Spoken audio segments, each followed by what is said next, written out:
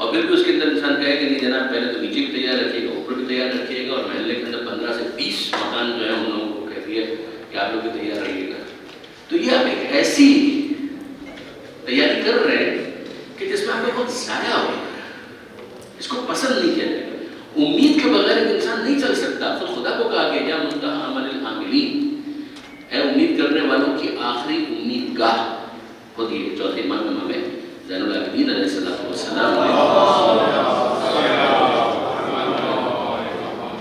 اس کو بیان کیا دعا کے الفاظ. تو اچھی امیدیں، اچھی آرزویں ریئلسٹک ہوں، جس کے اندر ٹھیک ہے تھوڑا سا آپ آگے جانے کی بات کر رہے ہیں، یہاں تک بھی ٹھیک ہے، مگر یہ کہ اس سے زیادہ کرنا تو ہو سکتا ہے کہ وہ کاغذ کے اوپر بہت اچھی لگے لیکن دیکھ اس کا کوئی فائدہ نہیں ہوتا. شیخ چلی کے خواب آپ نے یقیناً سنا ہوگا، یہ اس کی بات ہوگی، یہ کروں گا پھر یہ کروں گا پھر یہ کروں گا، آخر میں کچھ بھی نہیں کروں گا. اسی لیے مولا فرماتے ہیں کہ یہ والا جو عمل ہے نا، اس عمل کو خراب کرتا ہے. یہ جو آرزو اور امیدیں لمبی لمبی لمبی لمبی لمبی، یہ آرزویں اس عمل کو فاسد کرتی ہیں. پھر انسان اسی میں رہتا ہے کہ یہ کر دیں گے پھر یہ کر دیں گے پھر یہ کر دیں گے پھر یہ کر دیں گے پھر یہ کر. ریئلسٹک بات کریں، ٹھیک ہے، یہ آگے اس کے بعد آگے بڑھیں، ورنہ اگلے لمحے کا بھی کس کو پتہ ہے، انہوں. مگر ایک ریئلسٹک پلاننگ ہے، وہ اپریشیٹڈ ہے، لیکن لمبا معاملہ اگر آپ کرتے چلے جائیں تو پھر کام خراب ہو جاتا ہے. پھر یہی چیز جڑ جاتی ہے خواہشات کے ساتھ. ظاہر ہے کہ آرزوؤں کے اندر خواہشات تو لگی ہوئی ہے نا.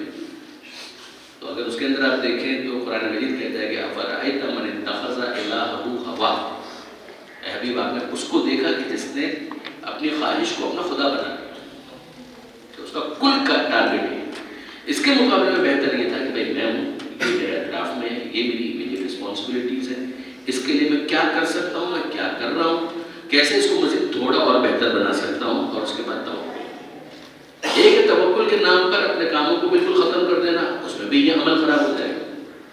اور ایک یہ ہے کہ میں یہ کروں گا یہ کروں گا یہ کروں گا اور اس کے نتیجے میں بھی عمل خراب کروں. مجھے میرے اسکول کے ایک ٹیچر تھے غلام علی بنوانی صاحب، ان کو میں واقعی بہت ایڈمائر کرتا ہوں.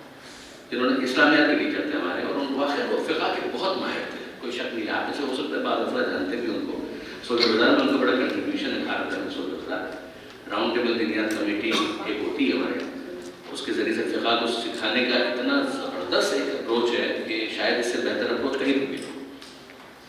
شاید احتیاطاً کیا وہ اس کے اندر ان کا بڑا کنٹریبیوشن تھا. وہ ہمیں اسکول میں پڑھاتے تھے اسلامیات غلام علی کلاس میں. تو ایک دفعہ اس کانسیپٹ کو سمجھانے کے لیے انہوں نے مثال دی تھی. انہوں نے کہا کہ 4 بچے ہیں، وہ آپس میں بات کر رہے ہیں کہ صاحب کیا کرنا ہے، ایام اعزاز ہے. ایام اعزاز 1 مہینے کے بعد 2 مہینے کے بعد ایام اعزاز ہے، کیا کریں گے؟ کہا کہ ہم سبھی لیں گے. امام حسین کی محبت ہے تو سبھی لیں گے. فائن، سبھی میں کیا کریں گے؟ کیا ٹیبل لگائیں گے، ایک جگ پانی کا لے لیں گے، 4 گلاس رکھیں گے، پانی پلائیں گے لوگ. فائن، ٹھیک ہے.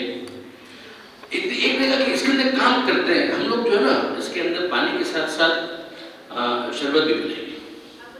ٹھیک ہے، تو پھر کام کریں گے کہ ہم 2-3 روح افزا کی بوتلیں بھی لے لیں گے. ٹھیک ہے. ایک کام اور کرتے ہیں ہم لوگ ہے نا، شربت جو ہے نا دودھ کا بنائیں گے. ٹھیک ہے، تو پھر دودھ بھی اپنے بجٹ بھی بڑھ رہا ہے. بچے تو بچے 8ویں کلاس کے 9ویں کلاس کے، کہا کہ دودھ کا شربت بنائیں گے. پھر اس کے بعد کیا کریں گے؟ دودھ کا شربت بانٹیں گے. ایک جگہ نہیں جناب، اس کے اندر ہم کام کرتے ہیں ہم لوگ کھانا بھی بریانی بھی بانٹیں گے. اچھا بریانی بانٹیں گے، چلیے بھائی بریانی بھی آگے. پہلے پانی گلاس چل اور ایک ٹیبل تھا معاملہ، اس کے اندر روح افزا کا بجٹ آپ نے ایڈ کیا. پھر کہا کہ 1 دن کا ہے، 9 ڈیز کے اوپر یا 10 ڈیز کے اوپر اس کو ملٹیپلائی کریں تو اتنا بنے گا. شربت کے ساتھ دودھ بھی ہوگا تو دودھ روز کا اتنا چاہیے گا، اس کے اندر یہ ہوگا. پھر اس کے بعد بریانی بھی بانٹیں گے، کتنے وہ کھلائیں گے؟ اور 50 لوگوں کو کھلائیں گے. چلو اس کی 50 بریانی، اس کا ملٹیپلائی بھی یہ کیا. اب اس کے بعد بجٹ جو کیا وہ 1000 کے اندر چلا گیا. دیکھنے اگلے سال کریں گے. اب آپ نوٹ کریں، اسے کہیں نہ کہیں ٹھوکر کھانی ہے، وہ کام ہی سسپینڈ ہو جائے گا. جو مولانا نے کہا کہ اگر یہ زیادہ ہو تو اس کے نتیجے میں یہ کام ہے. وہ پانی بھی گیا.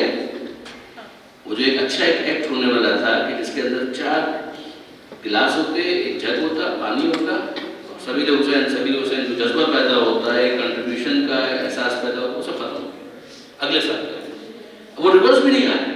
وہ یہ بھی نہیں کہہ رہے کہ نہیں بریانی چھوڑ دو گا پھر اس کے اوپر آ جائے دودھ والا شربت. اگر یہ بھی نہیں پرابلم ہے تو یہ ریورس نہیں ہوتا ہے اس کے اندر، کیونکہ ایک انسان جو ہے وہ وہاں تک جا چکا ہوتا ہے تو پھر اس کے بعد اس کو یہ لگتا ہے کہ now it will be against my status, کہ میں اس طریقے سے رول بیک کروں، تو یہ پرابلمس آتی ہیں۔ یہ پہلا جملہ آج کا کہ من جرا فی عنان عملہ اثرات چاہیے، کہ اگر کوئی امیدوں کی راہ میں، آرزوؤں کی راہ میں بس دوڑتا چلا جائے تو پھر اس نے کہیں نہ کہیں گرنا ہی گرنا، کلاش کرے گا۔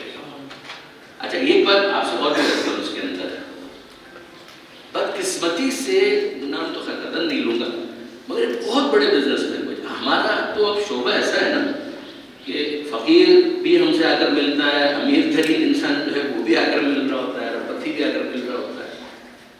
میں جانتا ہوں پرسنلی کہ وہ شخص جو بہت ترقی کر گیا، یعنی مالی اعتبار سے، مادی اعتبار سے بہت ترقی کر گیا، اور آخر میں نفسیاتی مریض ہو گیا، پاگل بن گیا، یعنی جس کے ہیڈ آف دا اسٹیٹس کے ساتھ میٹنگ ہوتی، باقاعدہ وہ میٹنگز کرتا ہے ہیڈ آف دا اسٹیٹ کے ساتھ، بیٹھے ہیں، ڈسکس کر رہے ہیں، وہ یوز سائن ہو رہے ہیں، سب کچھ ہو رہے ہیں، what happened in the end سنبھال نہیں پایا۔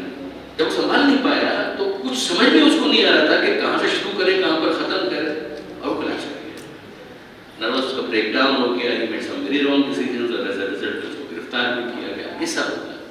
کئی دفعہ کیا ہوتا ہے کہ اگر آپ تھوڑا سا ایسا کبھی مرحلہ ہے، 6 مہینے کا ویسے ہی بریک لے، ہم کو کوئی نئی انویسٹمنٹ نہیں کرنی، کاروبار کیا وجہ سے، یعنی بہرحال مناسب نہیں سمجھتا کہ میں اس کو بار بار ایکسپریس کروں، لیکن میں نے بھی کیا ہے، مجھے معلوم ہے ان چیزوں کے بارے میں کسی حد تک، کہ اگر وہ اتنا تیزی کے ساتھ آگے جا رہا ہے یہ بہت خطرناک ہے، یہ بہت خطرناک ہے، خاص طور پر وہ شخص جو نودولتیہ ہے، جس کے بیک گراؤنڈ کے اندر اتنی دولت نہیں تھی، اور یہ آتی جا رہی ہے، آتی جا رہی ہے، آتی جا رہی ہے، اور اس کے اندر سے کہیں بریک نہیں لگا۔ He needs some pauses، اس کو درمیان میں کچھ بریکس کی ضرورت ہے۔ ان بریکس میں جیسے کہتے ہیں نا کہ صاحب جائیے تھوڑا 1-8 مہینے عمرہ کر کے آئے، کربلا ہو کر آ جائیے، اچھا آپ کو نہیں ویسے ہی مری ہو کر آ جائیے، اٹ ورکس، اس کا فائدہ ہے، اور کچھ نہیں تو اسی کے ذریعے سے تھوڑا سا بریک لیں، اور اس دوران موبائل فون کو پلیز ذرا سائڈ پر رکھیں۔ یہ جو چینج ہے، اس چینج کی وجہ سے بھی انسان کو بہت ساری چیزوں کو ری وزٹ کرنے کا موقع ملتا ہے۔ بعض اوقات بیماریاں ایک بہت بڑی بلیسنگ بن جاتی ہیں، بلیو، جیسے کہ بیماری اگر نہیں ہوتی ہے تو انسان اپنے روٹین کے اندر سوچنے کا جو اس کے اندر مادہ ہوتا ہے وہ ختم ہو جاتا ہے، بیماری اس کو سوچنے کا موقع فراہم کرتی ہے، درمیان میں تھوڑا سا ایک پاز آ جاتا ہے، تھوڑا سا ایک بریک آ جاتا ہے جو اس کو بڑا کھل رہا ہوتا ہے کہ یہ کیا ہو گیا، but at that particular point of time he manages to revisit again and again، بار بار اس کو سوچنے کا موقع ملتا ہے، تھنک کرنے کا موقع ملتا ہے، اور جس کے بعد جب وہ واپس سے ریکور کرتا ہے تو اس کے کچھ فیصلے تبدیل ہو جاتے ہیں۔ یہ اچھا ہوتا ہے، مینی ٹائمس یہ بہت اچھا ہوتا ہے۔ یہ پہلا جملہ آج کے اندر ہو گیا ہے کیسے۔ دوسرا جملہ امیر المومنین کا ہے، وہ ہے اقالے کے بارے میں، عقیدو۔ اقالے کا مطلب ہوتا ہے درگزر کرنا،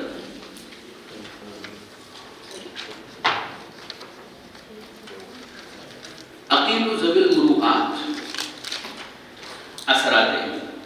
اگر اس میں آپ دیکھیں وہی لفظ واپس آ رہا ہے اثر، یہاں پر ہے خطا، اثر کا مطلب ہے اثرات ہل، اثر یہاں پہ ہے مطلب اس کا خطا۔ عقیل ذوی المروءات، جو صاحب مروت ہے، بامروت انسان ہے، اس کی خطاؤں سے اور اس کی لغزشوں سے درگزر کرو۔ فَمَا يَعْصُرُ مِنْهُمْ عَاصِرٌ، ان میں سے کوئی اگر خطا کرتا بھی ہے، إِلَّا وَيَدُ اللَّهِ بِيَدِهِ يَرْفَعُهُ، تو خدائی ہاتھ آگے بڑھ کر اس کو اٹھا لیتا ہے۔ یہ غیبی مدد کے بارے میں امیر المومنین نے سمجھا۔ ایک تو یہ ہے کہ ہم دیکھیں بنیادی طور پر ہم جس معاشرے کے اندر زندگی گزار رہے ہیں نا، یہ کوئی جنت نہیں ہے، اس بات کو سمجھیے، یہ کوئی جنت نہیں ہے، ایک ایسا معاشرہ ہے کہ جس کے اندر صحیح غلط سب کچھ ہو رہا ہے۔ یہ ایگزامینیشن ہال میں یہی ہوتا ہے، جب آپ ایگزامینیشن ہال میں ہوتے ہیں تو پیپرز آپ اٹینڈ کریں، اس کے اندر ظاہر ہے کہ جب آپ لکھیں گے تو کچھ صحیح ہوگا، کچھ غلط ہوگا، صحیح بھی ہوگا اور غلط بھی ہوگا۔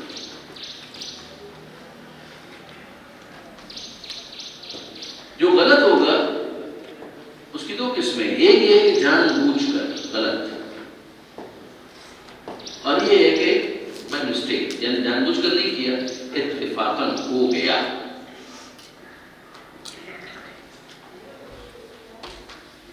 آپ اندازہ کر سکتے ہیں کہ اس میں کس غلطی کی بات ہو رہی ہے. بٹ نیچرل ایک وہ شخص ہے کہ جو is not fit for that job. وہ جو کہا جاتا ہے right person for the right job, صحیح کام کے لیے صحیح آدمی کا انتخاب تو کرے نا. ہم معاشرے کے اندر زندگی گزارا، آپ کو معلوم ہے غلطیاں تو ہونی ہونی ہے. آپ کسی کو بھی اپوائنٹ کر لیں، معصوم کوئی بھی نہیں، معصوم کوئی بھی نہیں، غلطیاں تو ہو جائیں گی. مگر بات یہ نہیں ہو رہی کہ غلطیاں ہو جائیں گی یا نہیں ہوں گی، غلطیاں ہوں گی. معصومین کے علاوہ سب سے غلطیاں. یہ غلطی کی نوعیت کیا ہے، کرنے والا کون، اس کا بیک گراؤنڈ کیا ہے، آپ اس کے بارے میں کیا جانتے ہیں، اس کی غلطی کی ایک سیکوینس کون سی بن رہی ہے، کتنی مرتبہ یہ غلطیاں ہو چکی ہیں اس سے. اگر تو آپ نے صحیح انسان کا انتخاب ہی نہیں کیا تھا فار دیٹ پرٹیکولر جاب، تو آپ کا اپوائنٹمنٹ ہی رانگ تھا، آپ کا سلیکشن ہی غلط تھا. رائٹ پرسن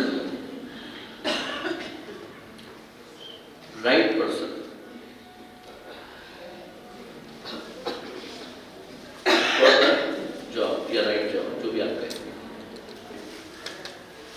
اگر اس پرسن کا آپ نے سلیکشن ہی غلط کیا تھا تو پھر آپ کس کو دوش دے رہے ہیں، کس کو آپ قصوروار ٹھہرا رہے ہیں؟ You are responsible my dear. آپ کا ایچ آر صحیح نہیں تھا، ہیومن ریسورس آپ کا صحیح نہیں تھا، ڈپارٹمنٹ آپ کا صحیح کام نہیں کرتا. آپ نے صحیح آدمی کا انتخاب کیوں نہیں کیا؟ آپ کا بہت شریف آدمی تھا، اس وجہ سے میں نے انتخاب کر لیا. شریف آدمی تھا تو شریف آدمی سے دوسری باتیں آپ کرتے ہیں شرافت کے حوالے سے. آپ کہیں کہ مثال تو مولانا بہت اچھے انسان ہیں، تو ہم کیا کریں کہ مولانا میری گاڑی خراب ہو گئی ہے تو اس کو دیکھنے اس کے اندر کیا مسئلہ ہے. مولانا اچھے آدمی بھی ہے تو آپ کی گاڑی کے ساتھ کیا کریں گے، آپ کی گاڑی کے ساتھ کیا کریں. آپ یہ کہیں کہ جناب میرا بھائی جو بہت شریف انسان ہے، میرا بچہ جو بیمار ہو جاتا ہے تو میں اسی کے پاس لے جاتا ہوں علاج کرنے کے لیے. اگر وہ ڈاکٹر ہے تو لے جائیے. آپ کا بھائی بہت اچھا انسان ہوگا، بہت شریف انسان ہوگا، مگر اس کو کیور کرنے کے حوالے سے کیا ربط ہوتا ہے. ایک اسپیشلائز جاب ہے، ایکسپرٹیز اس پر ریکوائرڈ ہے، تو اس کے اندر تو اس آدمی سے آپ بات کریں کہ جس کا وہ کام ہے. تو اگر آپ صحیح آدمی کا انتخاب نہیں کر رہے تو اس سے یہ باہر ہے، اس کی بات ہی نہیں ہو رہی. اس والے ڈسکشن سے اس کو پھر باہر نہیں رکھیے. اس کے اندر جس کو ہمارے اصول فقہ کے اندر کہا جاتا ہے وہ تخصصاً خارج ہے، وہ تو اس سے پہلی بات اس کی نہیں ہو رہی. بات یہ ہو رہی ہے کہ نہیں، آپ نے صحیح انسان کا انتخاب کیا فار دا رائٹ جاب، اور اب اس کے بعد اس سے غلطی ہوگی تو کیا غلطی نہیں ہوگی؟ ہوگی. کیوں نہیں غلطی ہوگی؟ اگر وہ جان بوجھ کے غلطی کر رہا ہے تو وہ شریف ہے ہی نہیں. جس کو مولا کائنات نے کہا ذوی المروءات. اگر وہ بامروت، اگر وہ نیک شریف انسان ہے تو وہ جان بوجھ کر کیوں غلط کرے گا؟ آپ غور کر رہے ہیں؟ اگر تھوڑا سا اس کو کھولیں تو آپ کو اندازہ ہوگا کہ یہ چیزیں اس کے اندر آلریڈی بلٹ ان موجود ہیں کہ صحیح آدمی کا آپ نے انتخاب کیا تھا. ایک دوسری جگہ پر امیر المومنین نے کہا کہ صحیح فرد کا انتخاب کرو، نہج البلاغہ میں کہ صحیح فرد کا انتخاب بھی کرو. نمبر 2، اگر 4-5 تمہارے انڈر میں کام کرنے والے ہیں تو ایک کام کا بوجھ دوسرے کو مت ڈالو، ذمہ دار کسی ایک کو کرو، ورنہ ہر ایک دوسرے کے اوپر ڈالنے کی کوشش کرے گا ڈالو تو تم اکاؤنٹیبلٹی کر ہی نہیں سکو. تو اگر اکاؤنٹیبلٹی ہم کو کرنی ہے تو اس کا مطلب کیا ہے؟ اس کا مطلب یہ کہ دیکھنا ہے کہ کوئی جان بوجھ کر تو گڑبڑ نہیں ہو رہی ہے. اب اس کے بعد ہم نے کہا کہ نہیں جناب، یہ بھی ہم نے چیک کر لیا، identify we are smart enough کہ ہم نے صحیح آدمی کو اپوائنٹ کیا تھا. پھر اس کے بعد we are smart enough to determine کہ وہ actually is the responsible person, کون اس کے ذمہ دار ہے، یہ بھی ہم نے کر لیا. اب اس کے بعد معاملہ یہ ہے کہ ہم کو سزا دینی ہے، ہم کو کوئی ایکشن لینا ہے. تو اگر وہ جان بوجھ کر اس نے غلط کیا ہے تو یہ اس سے خارج ہو گیا. اس کا مطلب یہ ہے کہ وہ اس طرح کا تھا ہی نہیں کہ جس کو اگنور کیا جا سکے. جان بوجھ کر کیوں غلط کر رہا ہے؟ ایک یہ ہے کہ نہیں، جان بوجھ کر اس نے غلط نہیں کیا، اس سے غلطی ہو گئی. 1 دفعہ 2 دفعہ موقع دیں، اس کو نظر انداز کریں. اگر بار بار وہ غلطی سے وہی چیز بار بار دہرا رہا ہے تو اس کا مطلب یہ ہے کہ ناؤ آپ کے لیے انفولڈ ہو رہا ہے کہ وہ آپ کا سلیکشن جس میں آپ نے اس کو رائٹ پرسن سمجھا تھا وہ فالٹی تھا. اس کے لیے یہ کام نہیں تھا جو کام آپ نے اس کے حوالے کر دیا. تو اس کو پیچھے سے ٹیکل کی وزٹ کریں.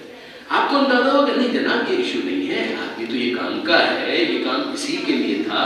مگر پرابلم یہ ہے اس وقت کہ یہ بیچارہ کسی پریشانی میں تھا، کوئی مشکل تھی جس کی وجہ سے اس کام کو یہ نہیں کر پایا. مثال کے طور پر بچہ گھر میں بہت بیمار تھا، علاج کے لیے پیسے نہیں تھے، اس کا ذہن اس طرف لگا ہوا تھا. ہی could not handle properly. اس مسئلے کی وجہ سے اس کام کو وہ نہیں کر پائے صحیح طریقے سے. امیر المومنین اس کے بارے میں محسوس یہ ہوتا ہے سمجھا ہے کہ دیکھو جو ایسے افراد ہوں تو ان کی اس غلطی کی وجہ سے ایکشن لینے میں جلدی مت کرو، ان کو اسپیس دو. یہ آپ کے گھر کی میڈ بھی ہو سکتی ہے، آپ کے خاندان کے کسی کام کے حوالے سے بھی معاملہ ہو سکتا ہے، آپ کے کاروبار کا بھی ہو سکتا ہے، کہیں پر بھی ہو سکتا ہے. کہ اس کے ساتھ بیٹھ کر ذرا بات کرو، دیکھو کیا مسئلہ ہے. آدمی شریف ہے، تمہارا اسسمنٹ یہ ہے کہ نہیں آدمی تو اچھا ہے، شریف ہے، اس کی ایکسپرٹیز بھی ہے، ہاں یہ اسٹیبلش ہے کہ ایکسپرٹیز بھی ہے، جان بوجھ کے کر رہا ہے نہیں جان بوجھ کے بھی نہیں کر رہا، تو پھر کیا ہے؟ کوئی تو ایکس ریزن ہے پیچھے. اس ایکس ریزن کو ایڈریس کرو، اس کو ٹرمینیٹ کرنے کی یا ڈسمس کرنے کی یا نکالنے کی جلدی. آگے جو امیر المومنین فرما رہے ہیں وہ اس غیبی مدد سے تعلق رکھتا ہے کہ تم محروم ہو جاؤ گے کس چیز سے؟ اگر تم نے یہاں پر کوئی ایسا ایکشن لے لیا کہ جو نہیں لینا چاہیے تھا. یہ ہے تائید پروردگار کے ساتھ، اس لیے کہ ہے صاحب مروت. صاحب مروت ہونے کی وجہ سے خدا کی طرف سے کچھ نہ کچھ غیبی مدد اس کو ملے گی. اگر تم خدا کے نمائندہ بننا چاہتے ہو تو کنٹینیو کرنے دو اس کو. اگر تم نہیں کرو گے تو خدائی ہاتھ اس کی مدد کے لیے کسی اور کو فراہم کرے گا. لیکن لفظ یہاں پر استعمال ہوا ہے یرفعہ، یہ گر گیا ہے. یرفعہ رفعت سے نکلا ہے، رفعت بلندی، ہائٹ. افتا گر پڑا، ایک اس کو اٹھا. مولا فرما رہے ہیں کہ اس مروت کی وجہ سے، اس کے اس نیک اور شریف اور اچھے ہونے کی وجہ سے تم مت سمجھنا کہ خدا اس کی طرف متوجہ نہیں ہے. خدا نے اس کو کہیں نہ کہیں سپورٹ کرنا ہے. اگر تم اپنی اس سپورٹ کو اس وقت وڈرا کرو گے، اس کا مطلب یہ ہے کہ ان ادر ورڈز کہ تم خدا کے نمائندے بننے کے شرف کو انکار کرو.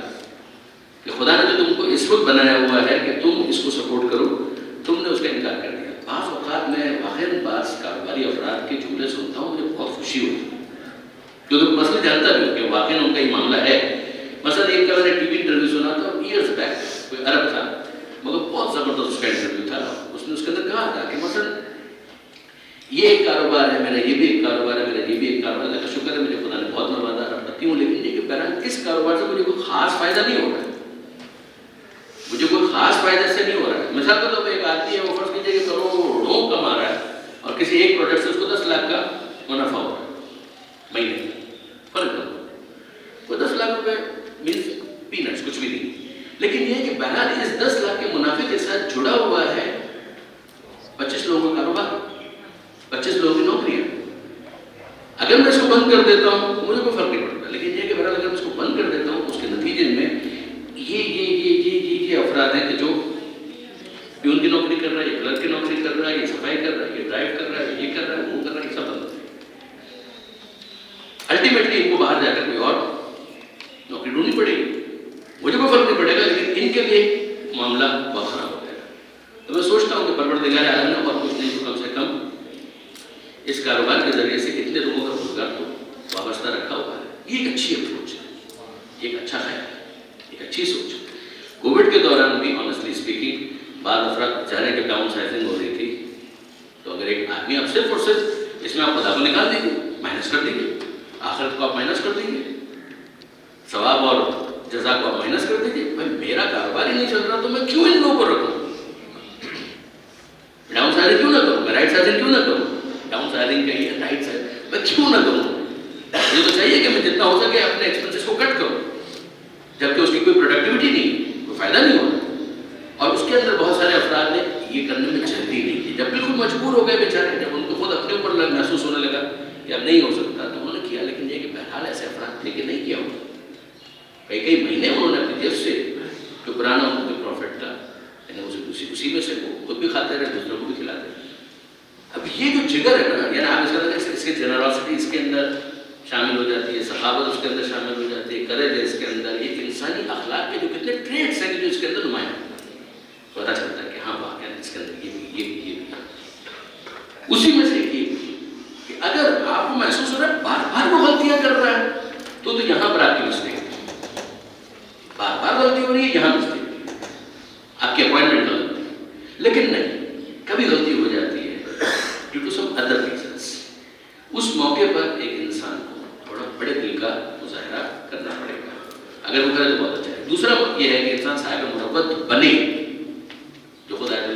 ناصر مکارم شیرازی نے بہت اچھا اس کو اینالائز کیا اپنی شرح کے اندر، تفسیر کے اندر، تشریح کے اندر، بہت اچھا. ان کا انداز ہے بھی واقعی بہت اچھا.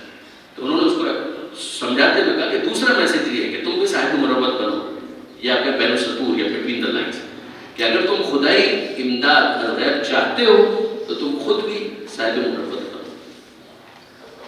اس کا نتیجہ یہ نکلے گا کہ کبھی اگر کسی نے تمہارا ساتھ چھوڑ بھی دیا تو پروردگار عالم نے امیر المومنین کے اس جملے کی روشنی میں انڈر رائٹ کیا ہے کہ کوئی اگر تمہارا ساتھ چھوڑ بھی دے گا تو خدا اپنے ہاتھ سے ید اللہ بید ہی یرفع، اللہ اپنے ہاتھ سے اس کو اٹھائے گا. اگر تم یہ غیبی مدد حاصل کرنا چاہتے ہو تو اس کے لیے اپنے آپ کو بہتر بناؤ. یہ اگلا جملہ الحمدللہ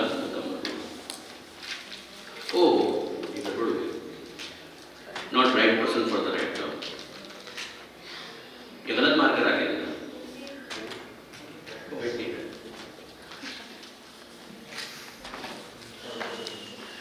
اب ہم کیا کریں؟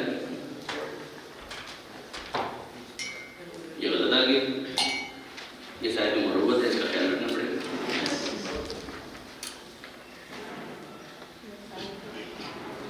درود بھیجیے محمد والا محمد.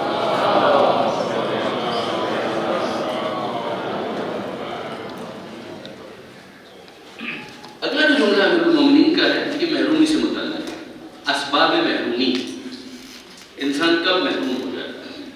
بہت ہی عمدہ، بہت ہی خوبصورت جملہ جس کے اندر 3 فیکٹرز کے اوپر امیر المومنین نے خاص طور پر بات کی. پہلی چیز قرنت الہیبۃ بالخیبہ، 1. نمبر 2 والحیاء بالحرمان، 2. نمبر 3 والفرصۃ تمر مر السحاب.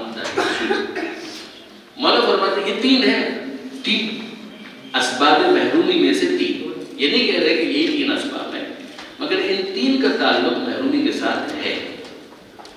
قرنت یعنی قریب کر دیا گیا اس چیز کو. الہیبہ بالخیبہ، ہیبت کو خیبت کے ساتھ. یہ ہیبت وہی ہے جو اردو میں بھی استعمال ہوتا ہے، ہیبت ناک، ہیبت ناک. ہیبت عربی میں ذرا لکھا جائے گا تو 2 چشمگی کے ساتھ ہے. خیبہ، خیبہ کا مطلب ہے نقصان، خسارہ، لاس. دوسری چیز کا حیا، حرمان، محرومی. اور تیسری چیز جو امیر المومنین فرما رہے ہیں وہ یہ ہے الفرصہ. فرصہ یہ وہی ہے جس کو آپ فرصت کہتے ہیں. اور فرصت کے لیے امیر المومنین فرما رہے ہیں اس کو غنیمت جانو. اس کی تعبیر ہے، میں دیکھتا ہوں کیا لکھا.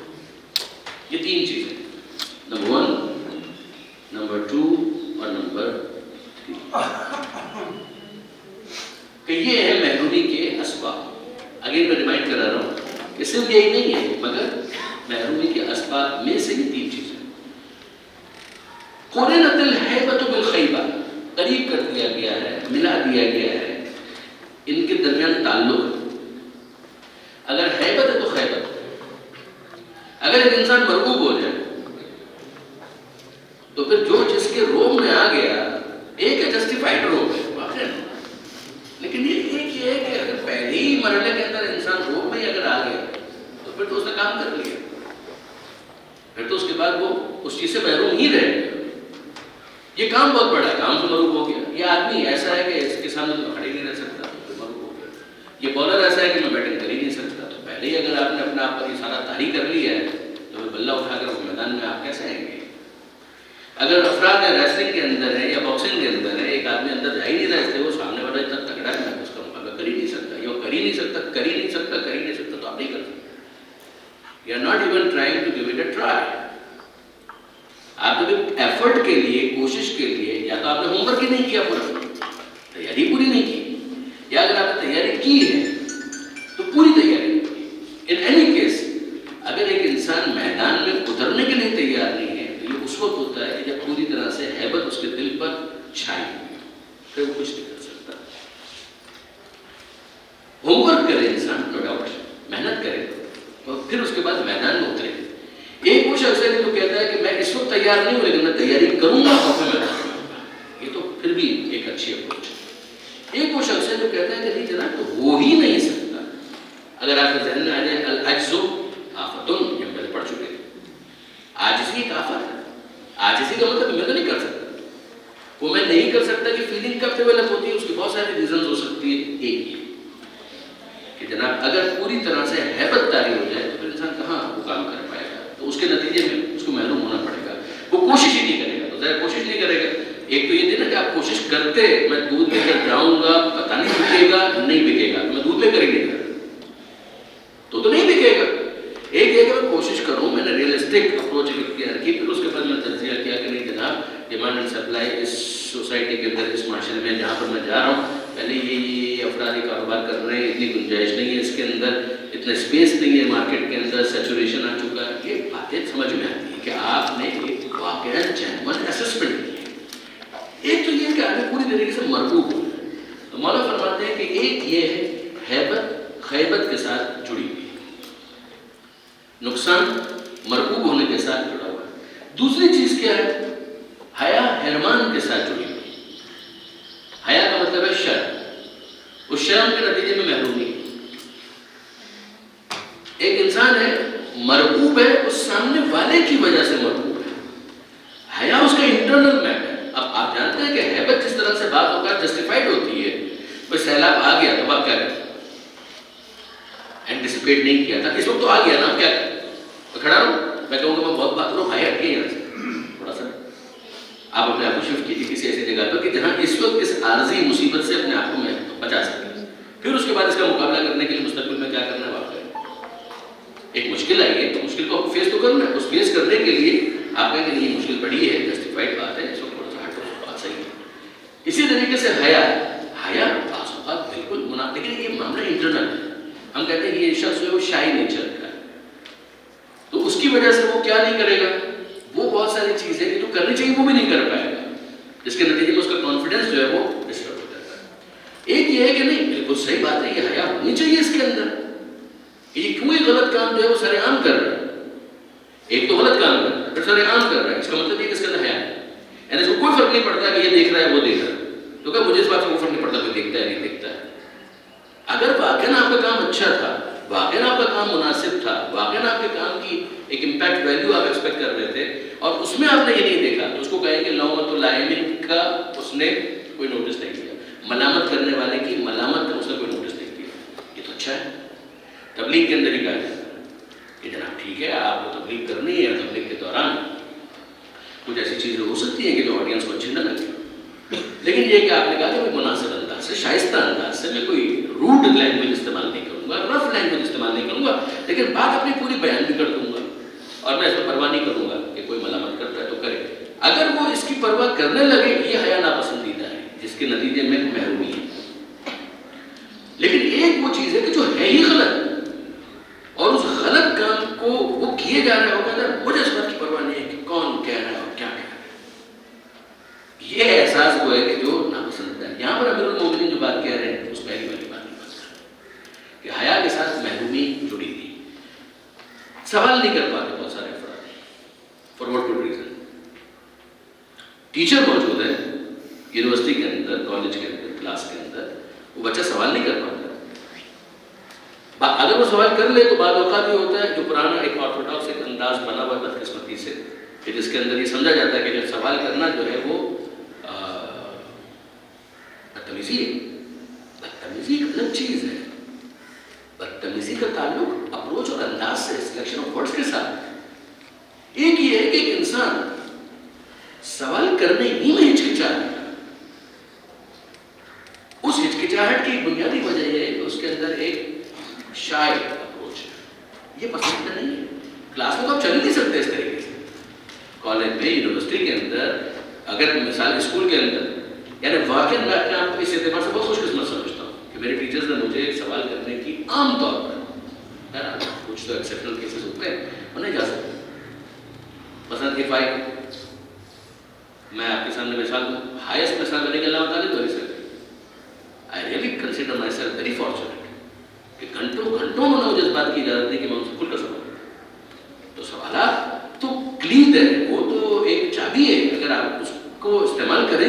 پھر آپ کے علم میں اضافہ بھی ہوگا، جواب بھی آپ کو ملنا شروع ہوگا. اگر میں اسٹوڈنٹ کو روک دوں، میں کہوں کہ نہیں آپ سوال نہیں کر سکتے، تو اس کا نتیجہ کیا ہے؟ اس کا نتیجہ یہ ہے کہ آپ اس کے ذہن کے اندر جو تھاٹس ہیں اس کو کل کریں. اگر کوئی اچھا تھاٹ تھا تو وہ شیئر ہو جاتا تو دوسروں تک پہنچتا. اگر کوئی برا تھاٹ تھا اور وہ آپ سے ڈسکس کر لیتا تو ہو سکتا ہے کہ آپ اس کو وہاں پر ریمیڈی فراہم کرتے ہیں، وہ بھی اس کے لیے اچھا ہے. لیکن یہ ہے کہ اگر ایک انسان بس اس کے اوپر ناراضی ہونا شروع ہو جائے کہ سوال کیوں کیا، سوال کیوں کیا، سوال کیوں کیا، تو اس کا نتیجہ کیا نکلے گا کہ الٹیمیٹلی وہ سامنے والے یہ سمجھنے لگے گا کہ جناب یہی انداز ہونا چاہیے، اور جب یہی انداز ہونا چاہیے تو پھر اس کے بعد وہ اس کا اخلاق بن جائے گا. ایز اے رزلٹ وہ اس چیز کو اس مسئلے کے اوپر حاوی کر دے گا. ہے وہ کہے گا نہیں جناب یہ تھوڑی بے حیا تھوڑی ہونا چاہیے، بے شرم تھوڑی ہونا چاہیے کہ ہم سوال ہی کرتے چلے گئے. میں پھر کہہ رہا ہوں تمیز ہی ایک الگ چیز ہے جس کو نہیں ہونا چاہیے. لیکن یہ کہ حیا اگر ایک انسان غیر ضروری طور پر اس کا مظاہرہ کرنا شروع کر دے تو محرومی ہی محرومی. علامہ ذیشان درجوادی نے ایک بہت لطیف بات کی، وہ بیان نہیں کرتا، مناسب نہیں سمجھتا، لیکن یہ کہ آپ اس کو پڑھیے گا ضرور، اس کے اندر آپ انجوائے کریں. علامہ ذیشان درجوادی نے اس کی تشریح کے اندر ایک جملہ لکھا ہے کہ جس کو میں بیان نہیں کرنا چاہ رہا، لیکن یہ کہ ہے بہت پیارا، تو اس کو آپ اپنے طور پر پڑھیے گا، وہ زیادہ مناسب ہے. تیسری چیز جو یہاں پر امیر المومنین فرماتے ہیں وہ ہے الفرصت تمر مر السحاب. یہ تیسری چیز کہ جب انسان اپنی فرصت کے اوقات کو ضائع کرتا ہے تو سیدھی سی بات معلوم ہو جائے گا اس لیے کہ فرصت ہمیشہ نہیں رہتی. ایک کام جو ایک انسان کرنا چاہتا ہے اور اس کے لیے اتفاق سے اس کے پاس فرصت ہے تو وہ اس کو غنیمت جانتے ہیں. فانتہزوا، کیوں؟ اس لیے کہ الفرصت تمر مر السحاب. یہ وہ جملہ ہے کہ میرے 3 ایج میں مجھے کسی نے یہ ٹیچ کیا تھا. آئی ریئلی اپریشیٹ، جس نے بھی میں خود بھول گیا اس وقت کسی نے مجھے ٹیچ کیا تھا. Wonderful sentence. یہ جو فرصت کے لمحات ہیں یہ اس طرح سے گزر جاتے ہیں کہ جیسے آسمان پر سے بادل گزر جاتے ہیں. کب آیا اور کب گیا کچھ پتہ نہیں. ابھی دیکھا تو اچھا بادل ہے، تھوڑی دیر کے بعد دیکھا ارے نہیں کہاں چلا گیا. جس طریقے سے وہ آیا اور چلا گیا تو اسی طریقے سے فرصت کے لمحات ہوتے ہیں، وہ ٹھہرتے نہیں ہیں، وہ چلے گئے. راج اللہ ناصر وغیرہ فیرازی نے اس کو مزید ایلابریٹ کیا. انہوں نے کہا کہ اس کے اندر صرف ٹائم نہیں ہے، وہ ریسورسز بھی ہے کہ جو اس وقت آپ کے کنٹرول میں ہے، اس وقت آپ کے کنٹرول میں ہے، لیکن یہ ہے کہ بعد میں ہو سکتا ہے کہ وہ اس طریقے سے کنٹرول میں نہ آئے. ہم جانتے ہیں کہ وقت ہوتا ہے کہ انسان کی آنکھیں بڑی زبردست کام کر رہی ہوتی ہیں، مگر یہ کہ ایک وقت آتا ہے کہ اس کے بعد پھر نزدیک کی نظر کمزور ہو جاتی ہے. تو یہ بھی اس فرصت کو ضائع کیا. اب وہ کتاب پڑھنا اتنا آسان نہیں رہا کہ جتنا اس وقت تھا. تو آپ دیکھیں گے کہ ہر چیز کے اندر یہ معاملہ ہوتا ہے. تو یہ 3 چیزیں جس کو اس جملے کے اندر مولانا نے بیان کیا، اور یہ آپ اس کو کہہ سکتے ہیں اسباب محرومی. کہ ریزنس کیا ہے کہ جس کی وجہ سے انسان محروم رہ جاتا ہے. ایک تو یہ ہے کہ غیر ضروری طور پر مرغوب ہو جائے، ہیبت زدہ ہو جائے، محروم ہو جائے. نمبر 2، خواہ مخواہ جہاں پہ اس کو شائع نہیں ہونا چاہیے وہاں پر بھی وہ شائع ہو جائے، تو اس کے نتیجے میں بھی محروم ہو جائے گا. تیسری چیز کہ جو اپارچونیٹیز اس کے پاس تھی اس کو ضائع کر، انکلوڈنگ ٹائم اینڈ ریسورسز، کہ اس کے نتیجے میں پھر وہ وقت آیا اور گیا. تو جتنا فرصت کا وقت ہے اس کے لیے امیر المومنین کی نصیحت آخر میں فانتہزوا، تو اس فرصت کے لمحے کو اپنے لیے غنیمت جانو. آئیے دیکھتے ہیں کہ اگلے جملے کے اندر مولا کیا ارشاد فرمایا ہے.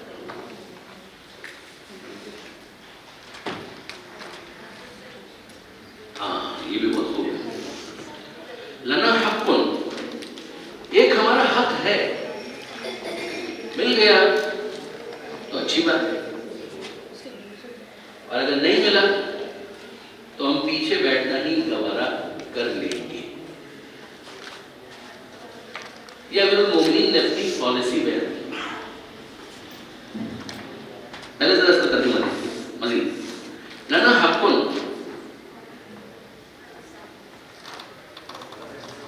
ہمارا ایک حق،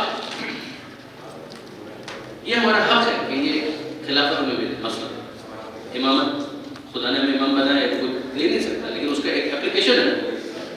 کوئی خدا نے نبی بنایا حضور کو، اس کا ایک اپلیکیشن ہے کہ لوگ آئیں اور پیغمبر سے استفادہ کریں.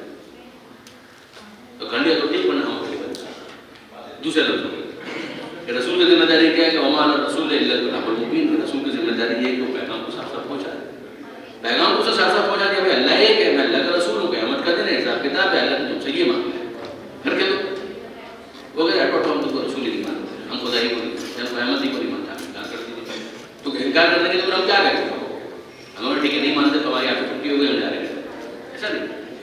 नहीं, हम यहीं पर रह के अपनी बात करते रहेंगे। अब उसका नतीजा क्या है कि ठीक है भाई, अब जेल पावर के अंदर फाइन, एट्रोसिटीज होगी, मुश्किलात होगी, मसाइल होंगे, हम उसको फेस करेंगे। हम स्ट्रगल करेंगे, जद्दोजहद करेंगे, उसको करते रहेंगे।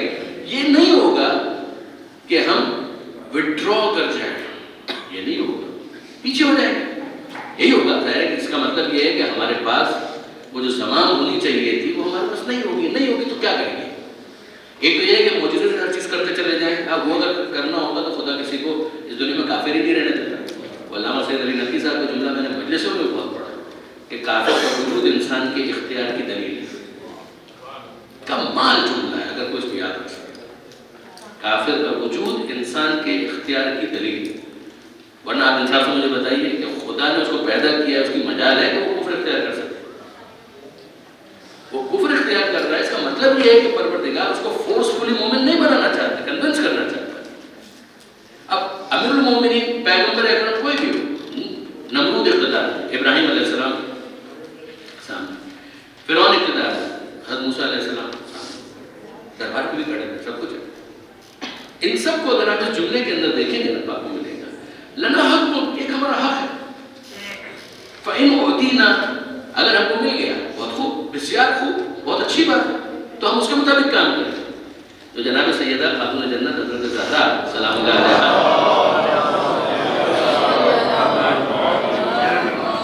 के अपने खुतबे के अंदर कहा भी था, जो अंसार और मुहाजिरीन जो ख़वातीन थी उनसे कहा था कि अगर अली उनका मिल जाता तो बड़ी मुतदिल रफ्तार के साथ सबको लेकर चलते, जिसके नतीजे में न सवारी को नुकसान होता न सवार को नुकसान होता। यानी आप यूँ समझे कि अगर बस इनके हाथ में होती तो ना इस बस के स्ट्रक्चर को कोई नुकसान होता। इसको मालूम था कि कहाँ पर जंप्स हैं, स्पीड स्लो करनी है, कहाँ पर स्टेशन के ऊपर रोक देना है कि हाँ ठीक है साहब उतरे, आप थोड़ा सा चाय वाय पी लीजिए और फिर उसका और स्मूथली चलते। लेकिन अगर एक आदमी को चलाना नहीं आता है तो क्या होगा? उसका नतीजा ये होगा कि इस बस को भी नुकसान होगा और जो बस के अंदर अफराद उनको भी झटके लग रहे हैं, उसको तो कहाँ भूख लगी, वो भूख ही नहीं रहा है, नमाज का टाइम जा रहा है, वो भूख ही नहीं रहा है। तो ये जो आप सुनते हैं तो वो वाली बात अमीरुल जनाब खातून जन्नत ने इसको बयान किया उसको कहते हैं क्या तुम्हारी मर्जी है, अब जाओ तुम लोग भुगतो, अपनी नाक तोड़वाओ, तुम्हारी हड्डियां पीसी जाएं, जो भी हो भुगतो उसके अंदर। लेकिन तुम लोगों ने ये किया है, अगर दे देते उनका हक उनको जो खुदा की तरफ से उनके पास था तो फिर अली ऐसी मुतदिल रफ्तार से लेकर चलते कि जिसके नतीजे में किसी को नुकसान न हो। लना हक़्क़ुन, हमारा हक है। फ़इन उतीना, अगर आपको मिल गया।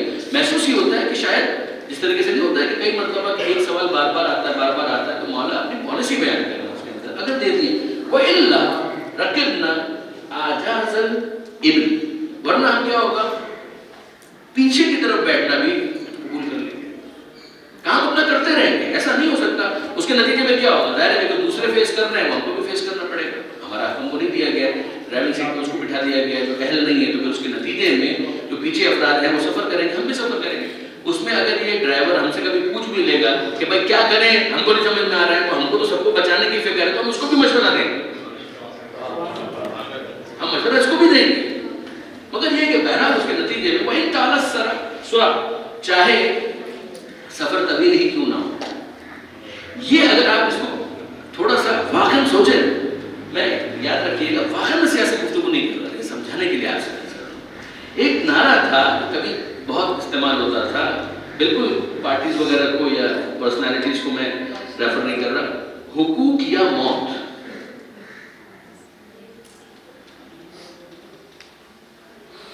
हुकूक या मौत, ये सही नहीं है, बिल्कुल गलत। हुकूक या जिद्दोजहद, हुकूक नहीं तो जिद्दोजहद, फिर नहीं मिला मजीद जिद्दोजहद, फिर नहीं मिला मजीद जिद्दोजहद, कब तक? जब तक हम हैं। यानी ये क्या बात हुई हुकूक या मौत? हाँ, उस जिद्दोजहद के नतीजे में अगर दरमियान में कभी मौत आ जाए वो गलत बात, वो शहादत अगर अपने सही कॉन्टेक्स्ट के अंदर। वरना ये क्या मतलब है हुकूक? यानी अगर आपको हुकूक देते तो ठीक है तो वैसे मानो, व्हाट डज दिस मीन? इसका मतलब क्या है? हुकूक या जद्दोजहद, स्ट्रगल, फर्दर स्ट्रगल, एफर्ट्स और एफर्ट्स और एफर्ट्स और एफर्ट्स और एफर्ट्स। कि कोई सही जस्टिफाइड नारा नहीं है, इसको गलत है। मुझे याद है हम यूनिवर्सिटीज वगैरह के अंदर होते थे, कॉलेजेस के अंदर होते थे, उस जमाने में बहुत सुनते थे हुकूक या मौत। आप किस ڈس اپوائنٹمنٹ کے اندر اپنی قوم کو لے جانا چاہ رہے ہیں، اس مایوسی کے اندر نا.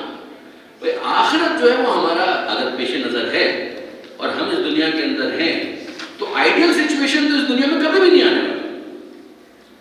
یہ اسٹرگل چلتی رہے گی. آپ کو جتنے حقوق مل جائیں گے اس کے بعد آپ کو احساس ہوگا کہ نہیں، یہ مزید بہتری یوں ہو سکتی ہے، یہ مزید بہتر یوں ہو سکتا ہے، یہ مزید اچھا یوں ہو سکتا ہے. ابھی تو وہ جو آپ کہیں گے کانسٹیٹیوشن کے اندر یہ لکھا ہوا ہے یہ بھی ہم کو نہیں مل رہا، آپ کا مطالبہ ٹھیک ہے، آپ کی ڈیمانڈ جائز ہے، لیکن یہ کہ اس جائز ڈیمانڈ کو اگر سامنے والا فلفل نہ کرے تو آپ اپنے اس حق کے حیات سے بھی دستبردار ہو جائیں. رائٹ ٹو لیو جو ہے اس سے بھی آپ دستبردار ہو جائیں. یہ کون سی معقولیت کرتا ہے مانگا؟ یہ امیر المومنین کا جملہ، اس کے اندر آپ دیکھیں لنا حق، یعنی سب سے بڑا حق امیر المومنین کا وہ جو چھین لیا گیا. تو پیغمبر اکرم نے 13 برس کیا کیا؟ وہ مکہ میں جب تھے تب بھی ان کا حق تھا، وہی سیم پالیسی. وہ ابراہیم علیہ السلام نے کیا کیا جب نمرود اقتدار میں تھا؟ سیم پالیسی، لنا حق، ہمارا حق مل گیا ہو، اگر نہیں ملا تو کیا کریں گے؟